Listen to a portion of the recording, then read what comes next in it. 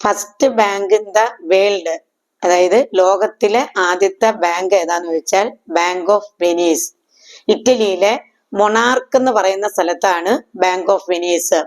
അത് 1157 ഫോം ചെയ്തത്. 1157. ഓക്കെ, അപ്പം first bank in the world bank of Venice, ഇറ്റലിയിലെ മൊണാർക്ക്, 1157 വർഷം. ഇനി അടുത്ത നമുക്ക് പറയേണ്ടത് ഫസ്റ്റ് ബാങ്ക് ഇൻ ഇന്ത്യ ആണ്.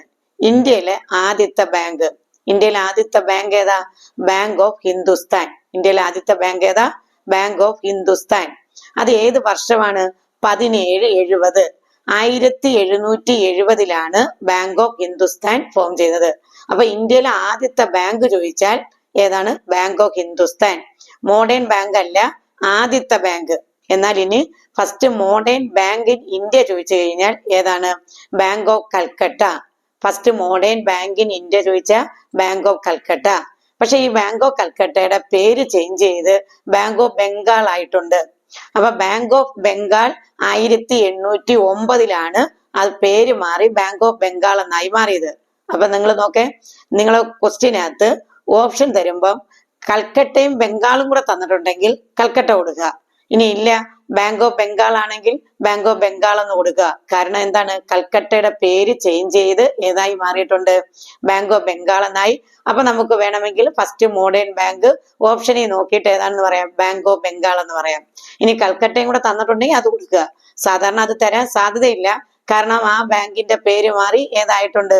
ബാങ്ക് ഓഫ് ബംഗാൾ എന്ന് ആയിട്ടുണ്ട്. ഓക്കെ, അപ്പൊ ഇത് അതായത് ലോകത്തിലെ ആദ്യത്തെ ബാങ്ക്, ഇന്ത്യയിലെ ആദ്യത്തെ ബാങ്ക്, ഇന്ത്യയിലെ മോഡേൺ ബാങ്ക്. ഇത്രയും ക്ലിയർ ആയോ നിങ്ങൾക്ക്? ഇനി കേരളത്തിലെ ആദ്യത്തെ ബാങ്ക് ഏതാണെന്ന്, കേരളത്തിലെ ആദ്യത്തെ ബാങ്ക് ഏതാണെന്ന് എല്ലാവർക്കും അറിയാം. ഏതാ? നെടുങ്ങാടി ബാങ്ക്. ഏതാണ്? കേരളത്തിലെ ആദ്യത്തെ ബാങ്ക് ഏതാണെന്ന് വെച്ചാൽ ഏതാ? നെടുങ്ങാടി ബാങ്ക്. 1899 അത് ഫോം ചെയ്തത്. 1899, 1899 ആ വർഷമാണ് ഓർത്തിരിക്കേണ്ടത്. അതായത് കേരളത്തിലെ ആദ്യത്തെ ബാങ്ക് ഏതാണെന്ന് വെച്ചാൽ നെടുങ്ങാടി ബാങ്ക്. 1899 അതിന്റെ ഹെഡ് ഓഫീസ് കോഴിക്കോടാണ്. അതിന്റെ ഫൗണ്ടർ ആരാണ്? അപ്പു നെടുങ്ങാടി എന്ന് പറയുന്ന ഒരു റൈറ്റർ ആയിരുന്നു, അറിയാലോ. അതായത് അപ്പു നെടുങ്ങാടി എന്ന് പറയുന്ന ആളാണ് അതിന്റെ ഫൗണ്ടർ. 1899 കോഴിക്കോടാണ് അതിന്റെ ഹെഡ് ഓഫീസ്. ഈ അപ്പു നെടുങ്ങാടി ആരാ? അപ്പു നെടുങ്ങാടിയെ പറ്റി അതിനൊരു പ്രത്യേകതയുണ്ട്. അദ്ദേഹത്തിന്റെ നോവലാണ് ഏതെന്ന് പറയുന്നത്? കുന്തലത എന്ന് പറയുന്ന novel. Cradle of Indian banking എന്നറിയപ്പെടുന്ന സ്റ്റേറ്റ് ഏതാണ്? ക്രാഡിൽ ഓഫ് ഇന്ത്യൻ ബാങ്കിങ് എന്നറിയപ്പെടുന്ന സ്റ്റേറ്റ് ഏതാണ്? ഏതാണ്? കർണാടകത്തിലെ സൗത്ത് കാനറ അല്ലെങ്കിൽ ദക്ഷിണ കന്നഡ എന്ന് പറയുന്ന ജില്ലയാണ്. Oldest joint stock bank in India. നമ്മൾ നേരത്തെ പറഞ്ഞു നിർത്തിയിരുന്നത് ഇന്ത്യയിലെ ആദ്യത്തെ ബാങ്ക്, ഇന്ത്യയിലെ ആദ്യത്തെ മോഡേൺ ബാങ്ക്, കേരളത്തിലെ ആദ്യത്തെ ബാങ്ക്, ഇതായിരുന്നു നമ്മൾ പറഞ്ഞു നിർത്തിയിരുന്നത്. ഇനി നമുക്ക് പറയുന്നതിലെ അടുത്ത പോയിന്റ് എന്ന് പറയുന്നത്, അതായത് ഏതാന്നാ പറഞ്ഞ? Oldest joint stock bank in India. ഏത് ബാങ്കാണ്? അലഹബാദ് ബാങ്ക് ആണ്. ഏതാണ്? അലഹബാദ് ബാങ്ക്. അതിന്റെ വർഷം 1865.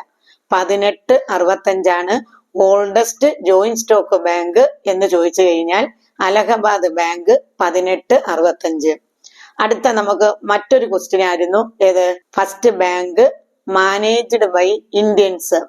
ഇന്ത്യക്കാര് മാനേജ് ചെയ്തിട്ടുള്ള ആദ്യത്തെ ബാങ്ക്. കാരണം ഇന്ത്യക്കാര് മാനേജ് ചെയ്യാന്ന് പറയുമ്പം 1800 കാലഘട്ടങ്ങളിലാണ് നമ്മൾ ഈ ഫസ്റ്റ് ബാങ്കുകളെല്ലാം പറയുന്നത്.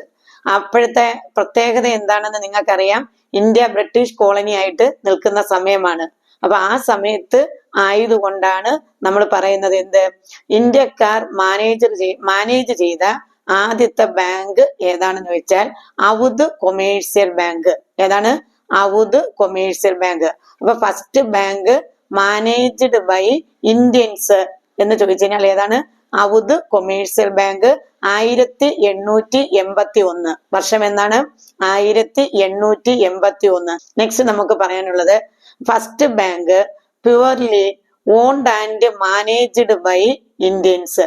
Purely owned and managed by. നേരത്തെ നമ്മൾ പറഞ്ഞതിനകത്ത് ഓൺലി മാനേജ്ഡ് ആയിരുന്നു, അല്ലെങ്കിൽ മാനേജ്മെന്റ് മാത്രമായിരുന്നു ഇന്ത്യക്കാരുടെ കയ്യിലുണ്ടായിരുന്നത്. എന്നാൽ ഏതാണ് പറഞ്ഞിരിക്കുന്നത്?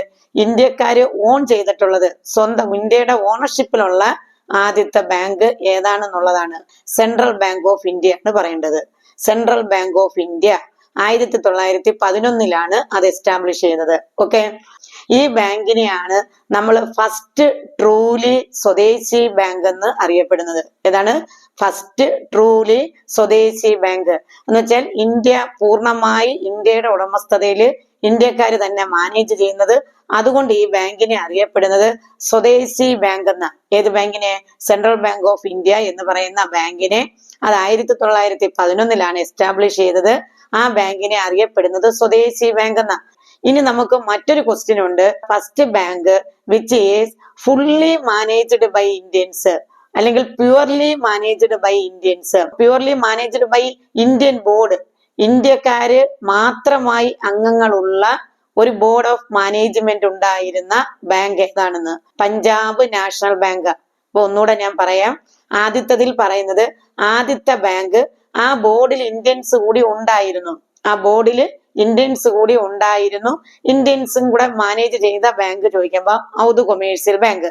രണ്ടാമത് ഇന്ത്യക്കാര് ഓൺ ചെയ്ത് അതുപോലെ തന്നെ ഫുള്ളി അവരുടെ ഓണർഷിപ്പും അവരുടെ മാനേജ്മെന്റുമാണ്. ആരുടെ? ഇന്ത്യൻസിന്റെ. അത് സെൻട്രൽ ബാങ്ക് ഓഫ് ഇന്ത്യ ആണ്. അതാണ് അതിനെ സ്വദേശി ബാങ്ക് എന്ന് പറയുന്നത്. മൂന്നാമത്തത് എന്ന് പറയുന്നത് ഈ ബാങ്കിന്റെ ബോർഡില് ഫുൾ ഇന്ത്യൻസ് ആയിരുന്നു. അപ്പൊ നിങ്ങൾക്ക് ചോദിക്കുന്ന ക്വസ്റ്റ്യൻ ഇങ്ങനെയാണ്: first bank in which the board consist fully Indians. Such bank ഏതാന്ന് ചോദിച്ചാൽ ഏതാണ്? Punjab national bank. ആ വർഷം, അത് വർഷം എന്നാണ്? പഞ്ചാബ് നാഷണൽ ബാങ്കിന്റെ വർഷം 1894 1894. ഫസ്റ്റ് ഇത്രയും പറഞ്ഞു വന്നത് കൊണ്ട് തന്നെ നമുക്കിനി ഏതും കൂടെ പറയാം. ഫസ്റ്റ് റീജിയണൽ റൂറൽ ബാങ്കും കൂടെ അങ്ങ് പറയാം. അപ്പൊ first regional rural bank in India ഏതാണെന്ന്? റീജിയണൽ റൂറൽ ബാങ്ക് എന്ന് പറഞ്ഞാൽ നമ്മൾ ഗ്രാമീൺ ബാങ്ക് എന്ന് പറയുന്നതിനെയാണ് നമ്മൾ എന്തെന്ന് പറയുന്നത്?